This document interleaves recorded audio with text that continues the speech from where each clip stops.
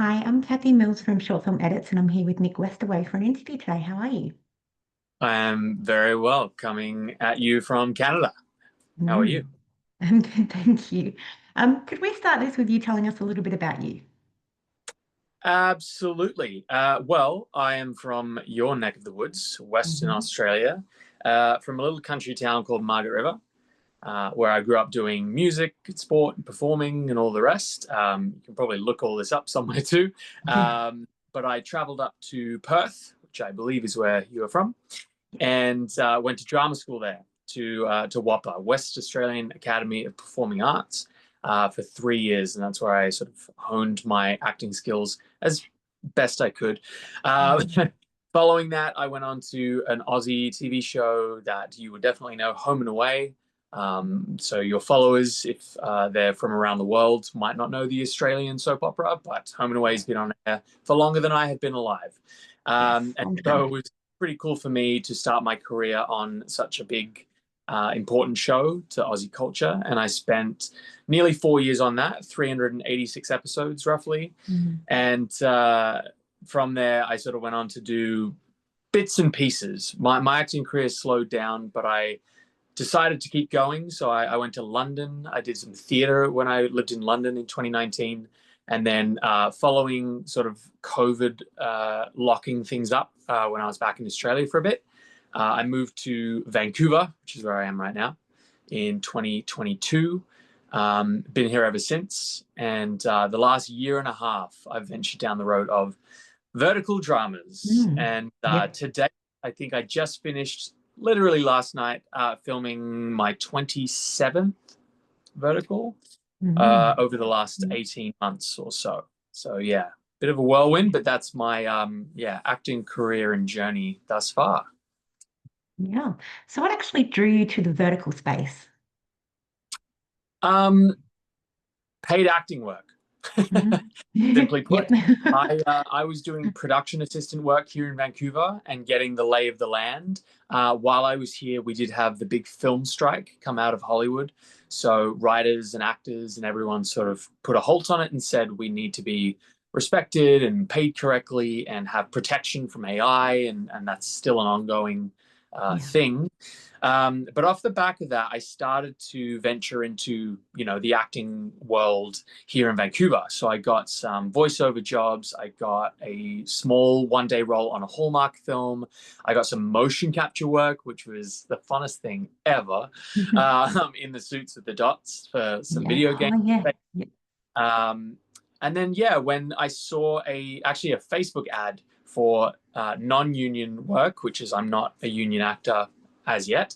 It was non-union, it was paid, it was acting work. I said, where do I sign? Let's do this. Mhm. So I went down to that sort of cattle call audition, which I didn't realize that they had 3 or 4 different companies who were looking to make vertical dramas in the room at the same time. And I did Oh. a scene for them, and then I did a monologue that went for about 8 or 9 minutes. So I got a little self-indulgent on that one, but it was something that I learned at drama school, and they seemed impressed with what I was doing. And before I left that day, they were chatting to me about a lead role in 2 different vertical dramas. So it was kind of a very quick turnaround on, oh, Mm. he's great, he looks the part, let's go. So I sort of Yeah. got cast in my first 2 very quickly, and that was around May, June of last year. And then from there, I guess word got out. Like the director of the second one invited me for my third vertical. He said, "I'm about to do another drama. Could Would you be interested in coming over to a different company and doing that one?" So that was my third vertical. And then the original company said, "Hey, where did you go? Come back. We've got more." So then I went and did a couple more for them, and that made 5. And Yep. then, yeah, my fifth or my sixth vertical sort of did pretty well. It's quite Yeah. popular. My sixth vertical, I think it was Double Life of Mr. President. And that Mm. one rated quite highly. People were Yes. like, "Oh, I know you from the President one." And so Hmm. that's when I sort of got more interest. I got more offers emailed to me or in my Instagram DMs. And then I started venturing out to work with a whole bunch of different companies on a whole bunch of different shows. And now here we are, 27 shows later. it would have been nice not to have to like fight with your audition tapes and stuff to get into those first few. Yeah, it was really sort of lucky. I did come back from I'd spent a bit of time in Australia at the start of that year, seeing friends and family, and I came back with a very I'll take anything kind of attitude. I tried to humble myself and say, look, I'll do university student films, I'll do commercials, I'll do more motion capture or voiceover or one day roles or like whatever. I'll do theater, whatever I can get my hands on. So Mm. for that, and I started grinding. I looked on Backstage, I looked on Actors Access, I looked on Facebook, I joined groups, and that is where I found that ad. I may have found my way into verticals in another way down the track, but it just so happened that it was because every day I was getting up, getting out of bed, being like, how do I keep chasing the acting? And so I found that Facebook ad, and I went, yep. I immediately messaged. His name was Ronald Lee, who was sort of organizing this stuff, and he said, yeah, we can find you a time slot. And if I hadn't have been doing that, if I hadn't have been being proactive and sort of seeking it out myself, I don't know, my path would have been very different, I think. So. Yeah. Yeah. Oh, there you go. Okay, so after 4 years of playing Carl Braxton on Home and Away, what was your most memorable moment through that? Ooh, there are a few. The Mm. ones that spring to mind immediately, number one definitely was Casey, my younger brother on the show, being shot when they were trying to hit Brax and it hits Casey. And that whole storyline was just heartbreaking. To see Brax, the eldest of us Braxtons, sort of go to pieces for the first time in the history of the show, I think, to see his, rock solid bravado, not bravado, but rock solid sort of character get shaken to his core, and to have Phoebe at the time, my love interest, question like my place in that it could have been me that got hit. And I said, but it wasn't me. Like that whole story around Casey's death was really heavy, and a really powerful storyline to go through. On the flip side of that, is the sort of entrance of Phoebe and the music festival. Was also a really cool time for me as Kyle, because I was raised a musician when I was a kid. I did a lot of music growing up with my brothers. So to get on stage in front of a whole bunch of, I know the background of getting paid to cheer, but it felt good Mm. anyway. And I thought we did a good job of playing some cool songs and showing off my guitar Mm. skills a little bit and singing. Yeah, that was a really fun sort of on the flip side of the darkness of Casey's storyline. Was really happy and awesome, and celebrating the musical side that was part of my Nick's background. To bring that into Kyle was pretty awesome as well. Yeah, no, that's good. Okay. Um, which character has challenged you the most so far? Oh, um, there's a couple. The one definitely that challenged me, I think, the most. They're kind of on par. So there's two verticals. One was the Mafia vertical, that I did. It was called Second Chance of Mafia Lover, but it's recently had its title changed, I think, to something else. But that was confronting for me because of the mafia boss element of my character. Very dark, very you know, I could do whatever I wanted to you in terms of violence, in terms of all of those sort of dark places. Um, Being quite what I consider a kind human and a respectful human, it was very hard to go to those kinds of places. And I had to venture into a character space of hatred for this other character and what she did to my character. And you ruined my life, you got my father killed, you got like, that was a very sort of scary place for me to try and go to for that story. Mm. Luckily I was working with Kirby Elwood, a Love her. Yeah. lovely actress from LA. And we had worked together before on the President one, and we were very good friends. So I felt very safe with her, to the point where she said, Nick, can you go further? Can you get darker? Can you get scarier? Because I want more to play off, and I want to be scared, and I want to be crying, and that's how we're going to tell the story really well and bring something really powerful onto the screen. And she's like, don't worry, like, I trust you, it's okay, we're acting, we can go there, get scary, get crazy, we're okay, let's do this. So thank you, Kirby, for letting us That's a uh, good scene partner right there. yeah. So Mm. to try and get rid of that uncomfortable nature and go, yep, let's go to that scary place. So that was crazy. And then the other one was Last Temptation Before I Say I Do, Mhm. for Good Short, which was an interactive vertical that I played quite a horrendous boyfriend to Georgia White's character, who is a lovely actress from here in Vancouver, actually, well, English, but living in Vancouver. And that character name was Nick. And that's why that was a Mm. bit funny for me, because it's the first time in my career I've had a role with the same name as me. And he was not a very nice character. So people saying, Nick is horrible, we hate Nick. I didn't realize it Mm. actually hit me Yeah. as a person in my body to hear, we hate Nick, Nick's horrible, Nick's this, Nick's that. So it was almost an acting challenge for me to stay in the role of Nick that is not me. Like, Nick is over here, and then character Nick is horrible and can be abused and everybody hates him. To Yeah. create that separation That must have was, been hard. Yeah. yeah. Oh gosh. Yeah. Okay. But they were just talking about the character. I do. They came up after the shoot and said, we love this Nick. We love this Yeah. Nick. Oh, okay. Do you prefer playing emotionally heavy roles or lighter ones? It depends on my workload. If I haven't worked in a while, throw me something crazy. Yeah, I'll deep dive. Yeah, but if I am back to back, 12, 13-hour days on set, we wrapped the last two I've just done. We had the last day and one day, and then I was day one on the next show on the next character the following day. So I didn't have any time off. And they were both quite heavy scripts to a degree. So when I'm in that workload, that sort of work programming of just getting smashed, it's like, give me something lighter. That's fine with me. We'll do some nice romantic flashback scenes and just some cheeky elements. But if I have energy and I haven't been on set in a couple of weeks, or I haven't booked something, and I've had a bit of time off, then give me some action.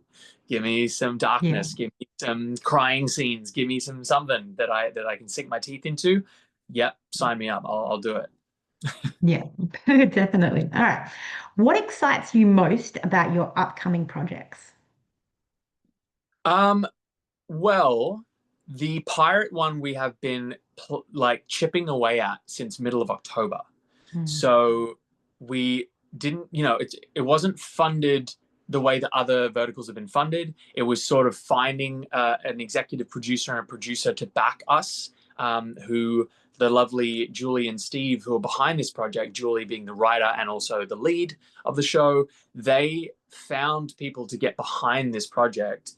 And we've just been doing it at quite like honorarium rates, so very like low pay or no pay, and just a lot of friends are involved, a lot of volunteers are coming in, and we're just making it because we want to make a pirate vertical because it's awesome. Yeah. Yeah. So this one is like, I'm very excited to see how it all finishes, because we made the first 10 episodes, we made the trailer, people are like, oh, this is so cool. So yes, it might be a little rough around the edges because we don't have as much money as we kind of would need to, polish a vertical, but it's going to be fun. It's going to be exciting. We're pushing the boundaries of what verticals are, I think. And I'm really excited to see the reaction from vertical fans, once we complete the whole thing, which we are only about 2 to 2.5 days away from like finishing all we need to go into post-production. In terms of that as well, I am very excited to get back in the director's chair for one of the days. I'll be co-directing sort of for a little bit, and I'll also be solo directing for a chunk of it. And that's also the direction that I want to be going in. I did co-direct earlier in the year, with the lovely Sijing, the director here, I've worked with now 3 times because we just wrapped this project I just finished on. So I would love to keep venturing into the directing space. And so I'm pretty excited to direct some of this pirate vertical. That hat has been shared around during the project. That's going to be a fun day coming up this week for me, just as we complete this pirate vertical, which will be cool. And then I have a few offers at the moment on the cards for late November into December. So I'll have to see the scripts and the characters and see what's happening there. But in terms of my projects, I've finished on November 18th, which is only a few days away. Thanksgiving with Mum and Dad is dropping on Drama Wave. It was a very cool vertical, very heavy. When you mentioned before, Heavy's it was it's out there. Um, we shot it over the east side of Canada in a place called Prince Edward Island. And that was my first time sort of venturing outside of Vancouver. So that was an amazing experience to go all the way over there. Worked with the lovely Candice Misga from LA, which I'd worked with before in China. And yeah, that was just a very, very full on, very action heavy, gritty, emotion, heart wrenching vertical that's about to drop around the time of American Thanksgiving. So Thanksgiving with Mum and Dad. So I'm excited to have that one launch. And the one I'm watching right now is the Navy Queen Awakens show that's out at the moment on Joy Reels. So that was one that we shot in Vancouver with Georgia White. So yeah, a bit of a different character for me. It's not as heroic as I would normally play. He's a bit of a complex, kind of almost weak, manipulated character. He kind of gets pulled, pushed around by some very strong women in his life, including his mother, his sister, an old friend, and he sort of gets stuck in the middle of those, and his wife. So yeah, he's sort of pinball bounced around between a lot of very strong women, but it's a very cool story.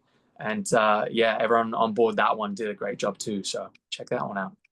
How did you find playing that type of character rather than your normal, heroic style ones? I like changing it up for Yeah. sure. Yeah, I like to stretch my acting abilities as much as I can when they ask me to do it. They did sort of with that one, it became a puzzle piece. They looked at me for the other role, and then Michael sort of, came in and fit that role, and I sort of played the husband, and yeah, it was steering that through. Like I'd worked with the director Eric a few times, so to steer through this role of he is trying to make the right decisions, but keeps being influenced by the wrong people or the wrong things, and it just kind of overwhelms him at times. So that was an interesting character skin to live in, where my self-development in my life is almost trying to not do that, because in my 20s I think I was very affected by external forces, and I'm trying to be more like take care of yourself, and go after what you want. So to step back into a character who is very impacted by everyone and everything around him was, dare I say, a little triggering, but almost fun to step back into the way that maybe I used to be back in my 20s and be like, oh, I don't behave this way in my life as much anymore. So it was almost an entertaining thing to be in that character and be like, this does feel weak and manipulated and stressful. I'm glad I'm not like that anymore. So that was kind of fun. But hopefully the character comes across the way he's supposed to and a bit pushed around. Yeah. It can probably point out some like personal growth, playing that character again. Felt that way. Yeah. Yeah, definitely. All right. What's a tiny, easily missed moment in any of your performances that you wished people noticed more? That is a super interesting question. Wow. I may need time to think about that one. Can you repeat the question? Yep. What's a tiny, easily missed moment in any of your performances that you wished people noticed more? A tiny, easily missed moment. In terms of my general performance, or do you mean like a specific moment, like in a show from a character? So like your performance, which was like really cool for you, but like the moment could be easily missed, but you wish people noticed that moment more. Oh, see, the reason I'm struggling to find a time when that's happened is I think most of the stuff that I've watched, it has been captured well. Mm. It's it's been found in the edit, I think. Um, Maybe if anything, the Mafia one, which because this was a hesitation with my scene, which was sort of a dark scene when I'm being quite pushy with her. And as I said, quite a dark sort of storyline where my character is giving the impression that he could do what he wanted in a situation. And what I wanted to portray in that moment, because she, in terms of her character, gets very stressed and ends up sort of fainting or passing out in that scene. I really wanted to get across that because there is still that heart connection between the two characters and that he does care about her quite a lot, even though he has a lot of hatred built up for her since he hasn't seen her in 5 years and she caused him a lot of turmoil.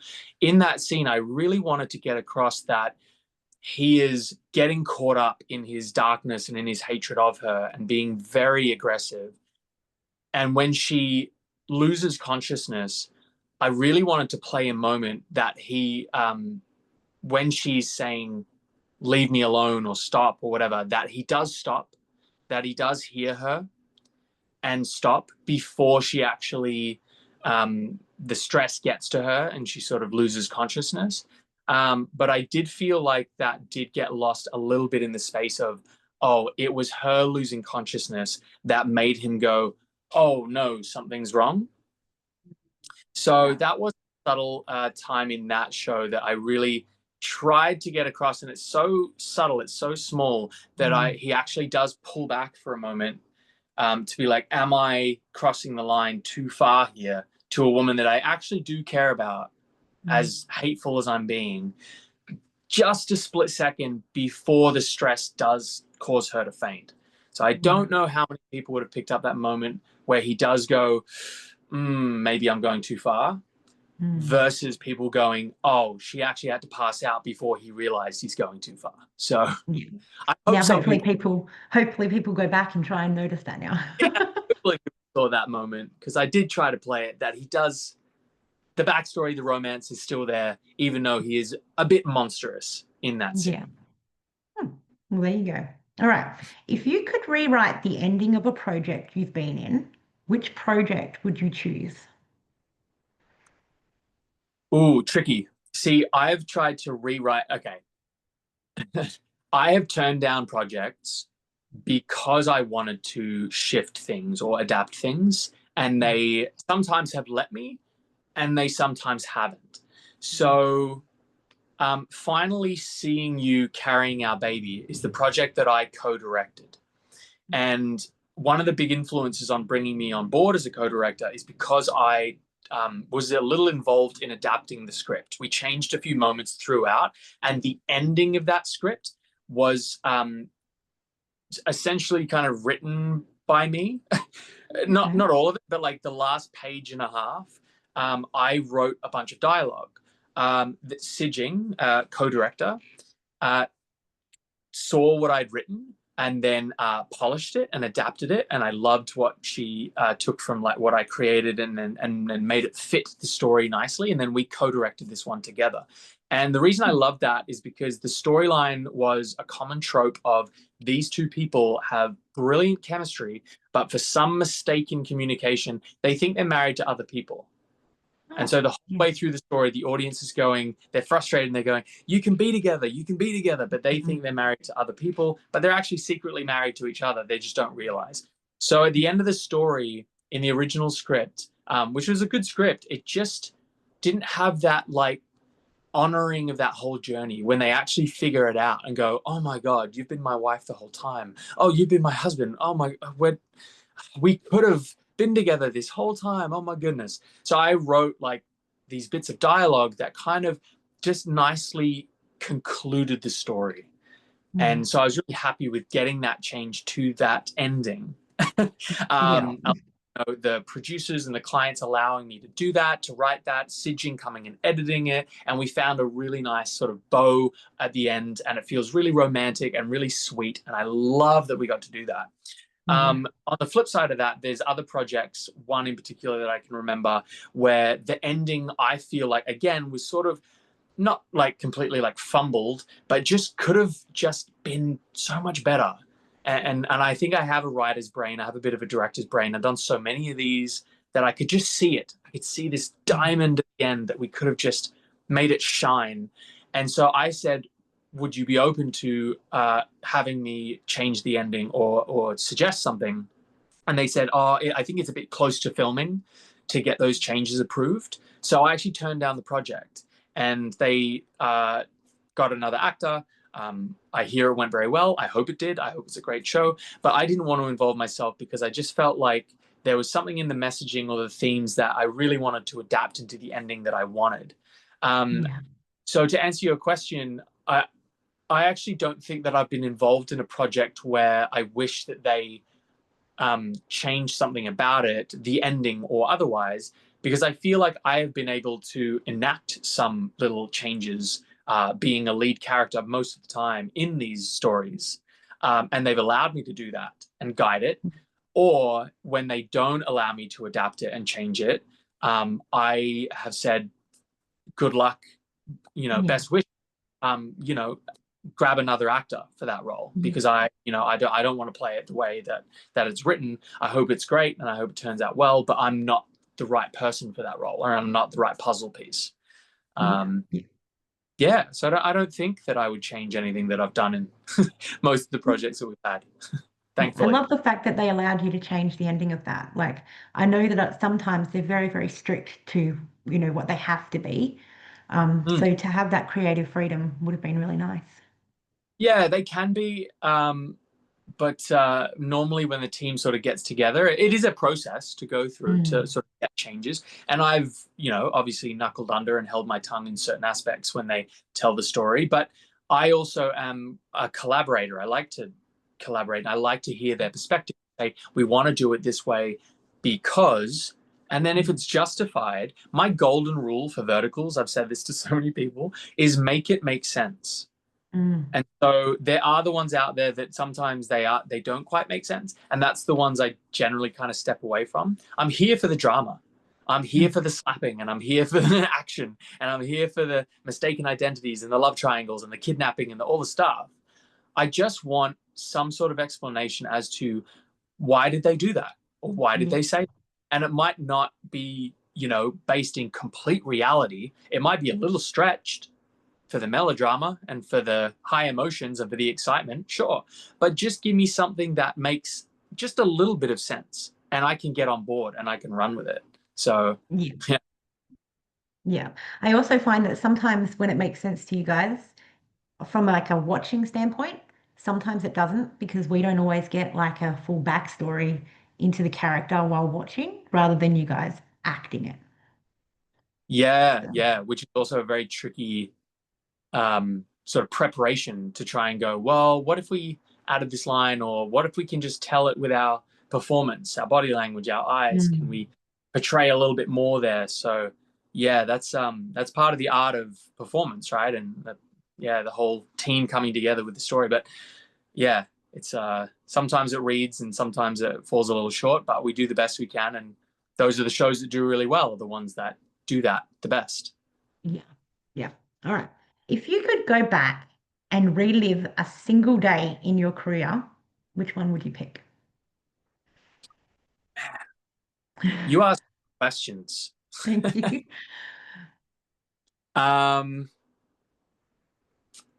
What days would I relive? The President Vertical day full of action was so much fun.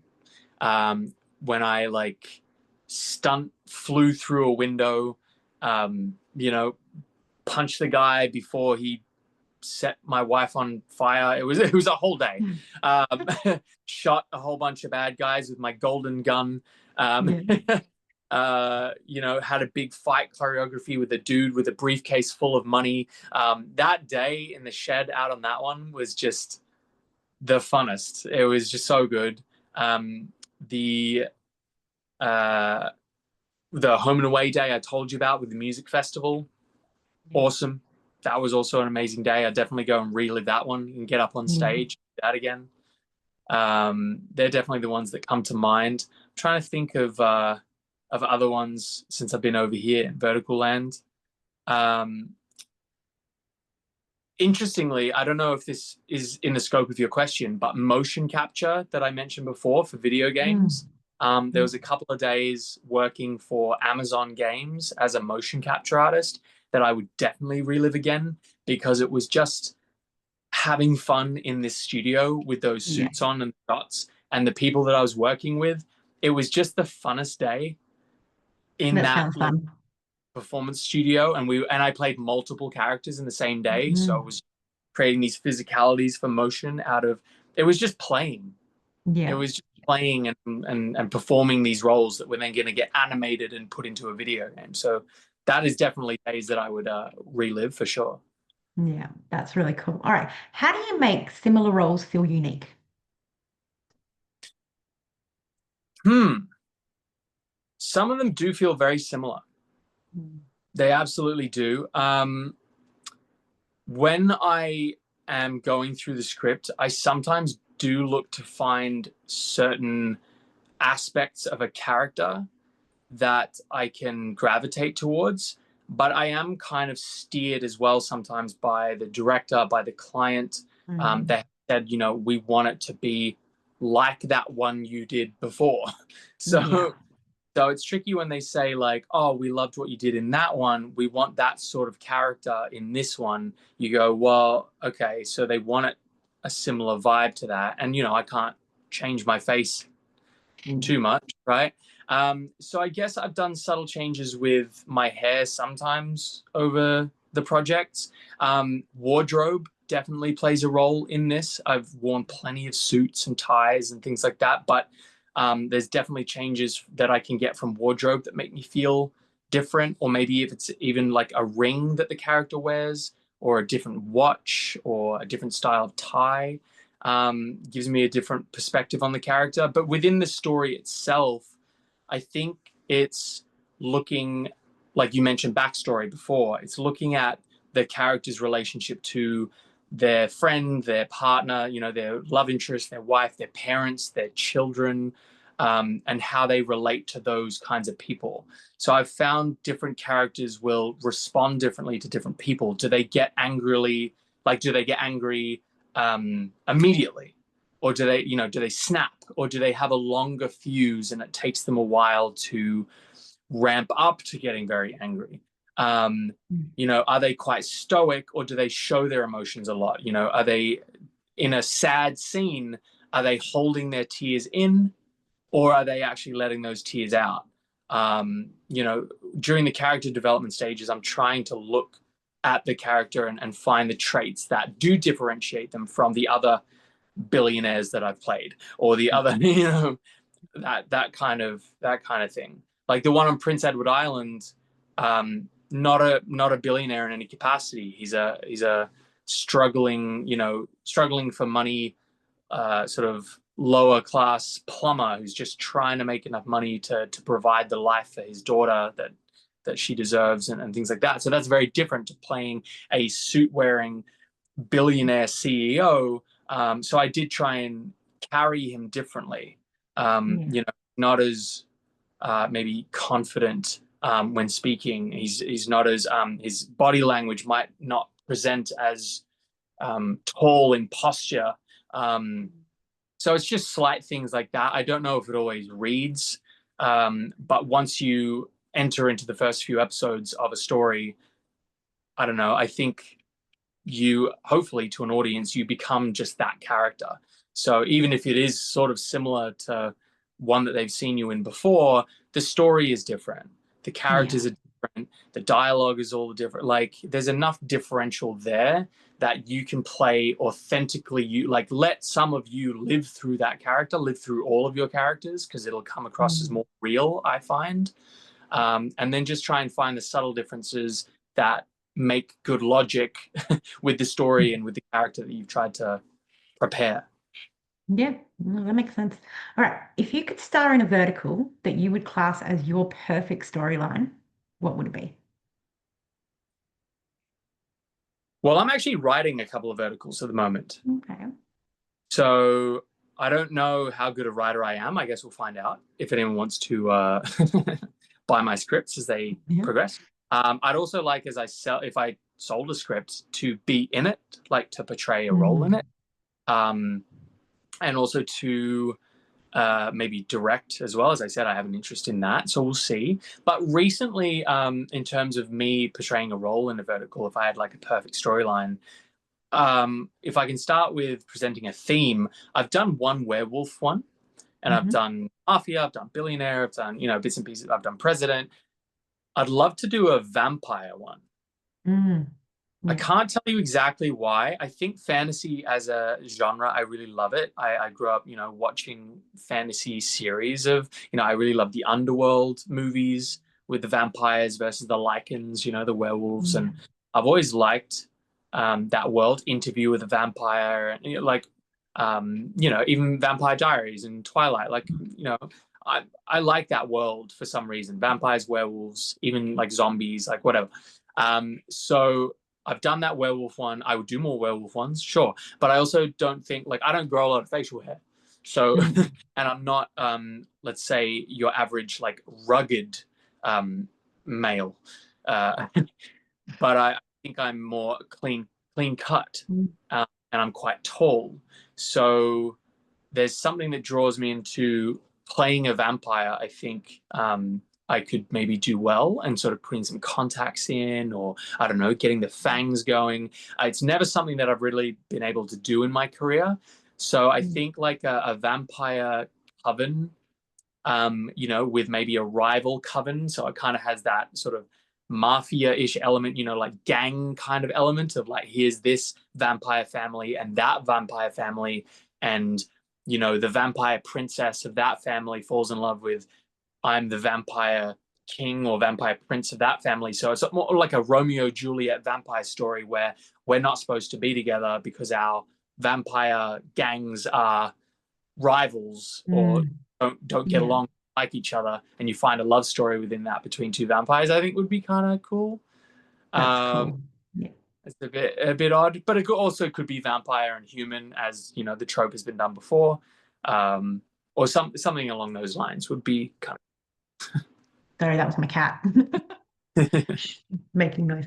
I just did a group interview yesterday about a vampire vertical, Mhm. Vampire's Forbidden Kiss, and yeah, it was great to dive into how they felt about portraying those characters and things Mm, like that too. So that was a good one. But yeah, cool. Yeah, I want to see more of them. I think it'd be really fun. yeah, yeah. Okay. The vertical format is evolving rapidly. What changes do you hope to see over the next few years? It is definitely evolving quickly. Yes. Not going anywhere. So get on board. It's I would love to see verticals being made. Sounds a bit weird. Without money being the end goal. Mm, yeah. It's this is sort of a grand answer from my overthinking philosophical brain, but I get sad when I see too much greed in the Mm, world. yeah. And I really love seeing people, so, like, for instance, that have like a lot of money, um, giving back Yeah. in way, shape, or form. And so that makes me happy. There's a, to sidetrack, there's a billionaire that just donated $100 million to a university in Texas to give free education to students. That's amazing. Like, stuff like that to me is like, that's incredible to me. So Yeah.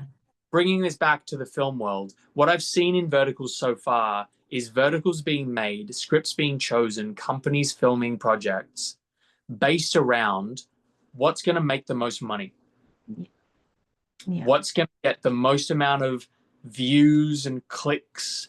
And and they look at the algorithms and they look at the apps and go, this one did all these views, so let's just copy it and hmm it and trying to do it again so we kind of get another pop-off show. And I'm not Yeah. saying that's wrong to do. Keep Mm. doing it. Great. And we'll make money and people will have jobs. That's great. But you asked me about the evolution of the Yeah. industry. And Yeah. so I would love for there to be room in the industry, which I believe there will be, for more apps, more shows, more investors, more money, more teams, more companies to make shows where they go, we're going to make this because it's going to be entertaining.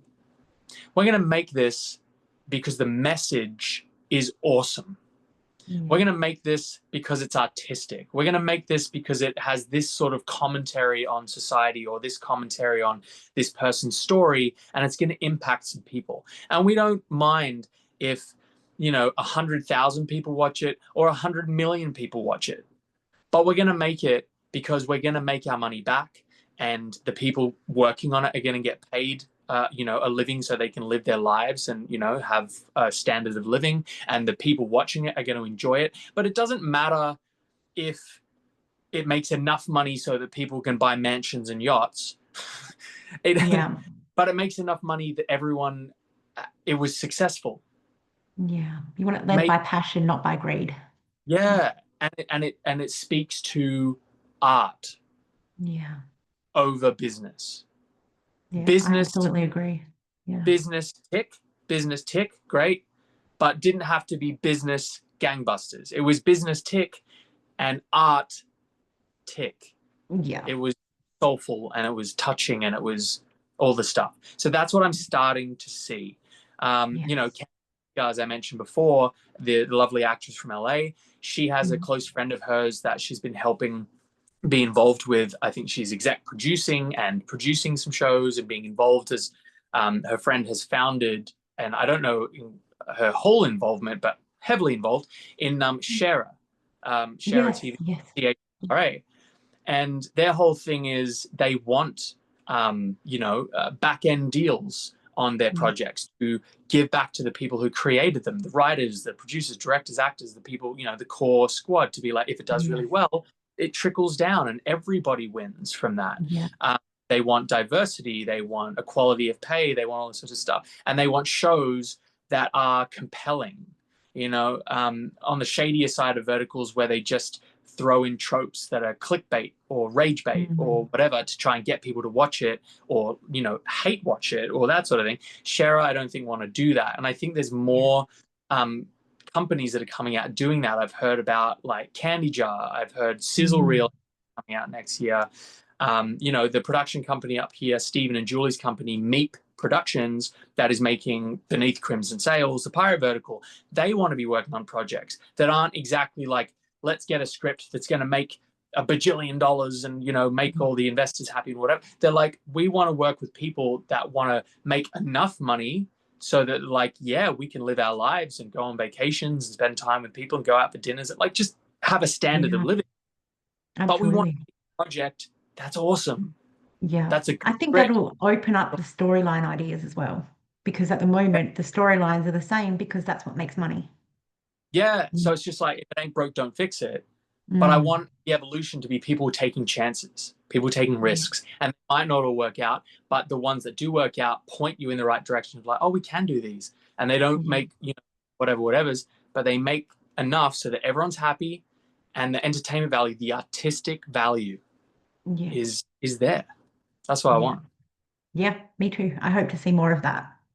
So, And that's yeah. why the fans, if I can speak to your fans and anybody else listening out there, is you do have an impact. The pirate vertical we're shooting now is because the page, you may have heard of Jen from the UK, who runs Vertical Drama Love, a big page in the vertical space, is that like it was a comment from her page being like, we've got werewolves, we've got vampires, we've got mafia. When's the pirate vertical? Julie saw that and was like, I'm going to write one. Like, the fans can impact the vertical industry. They have power to Yeah. comment, hey, we don't want this, we want more of this. So keep talking, keep Mm. putting opinions out. You never know how it's going to, start that snowball rolling. Yeah. I mean, I've seen so many fan pages advocating for so many different things. I've just started trying to make healthier crafty choices on set for you guys? Because I just want to bring that up because sometimes, yeah, it's not Yeah. great. Yeah. Also a good one. Yeah. Let's get the fruits and veggies back. Yeah. Yes. Yes. All right. What makes a good scene partner for you? Um, anyone who's open to collaborating. Yeah. I find I haven't worked with too many tricky people to work with anyway. If an actor has learnt their lines as, relatively well, and they're open to um, you know, massaging the scene, like trying to rehearsing and trying things and seeing what works, and open to healthy criticism, or not even criticism, but like feedback. Yeah. Um, from, especially, like, maybe not all the time from another actor, like that's sometimes asking questions of scene partners, but from directors and producers, and from the team. That's why I love film, because everything has to come together at the same time. I find the only tricky people that sort of I've worked with are when they come with like their idea, and Yeah. that's the way it is. Here's how I'm going to do it, and then you guys all just do whatever you want to do. But like, it's there's this rigid sort of perspective on it. There's this rigidity to their ideas when they come on. But as I said, very few and far between. I haven't really met people like that.